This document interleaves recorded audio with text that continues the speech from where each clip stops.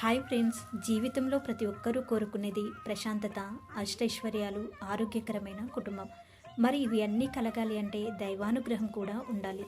భూలోకంలో ఉన్న హిందూ మహిళలందరూ కూడా ఒక వ్రతాన్ని చేస్తున్నారు. ఆ వ్రతమే వరలక్ష్మి వ్రతము.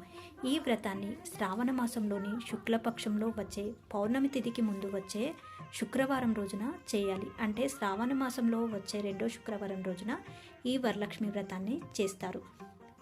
ఈ శుక్రవారం రోజున మహిళలందరూ ఉదయాన్నే లేచి తలంటు స్నానం చేసి కొత్త బట్టలు కట్టుకొని భక్తి శ్రద్ధలతో అమ్మవారిని పూజించి అమ్మవారికి పూలు, పండ్లు, నైవేద్యాలు పెడతారు. ఈ విధంగా భక్తి శ్రద్ధలతో పూజ చేసి పూజ అనంతరము ముత్తైదులందరినీ పిలిచి ముత్తైదులకి బొట్టు పెట్టి కాళ్ళకి పసుపు రాసి వచ్చిన ముత్తైదులందరికీ కూడా తాంబూలాన్ని ఇచ్చి వారి యొక్క ఆశీర్వాదాన్ని తీసుకుంటారు. వచ్చిన ముత్తైదులలోనే లక్ష్మీదేవి స్వరూపాలుగా చూసి భావించి వారందరూ వరలక్ష్మీదేవి స్వరూపంగా భావించి వారి కాళ్ళకు మొక్కి వారి ఆశీర్వాదాన్ని తీసుకుంటారు.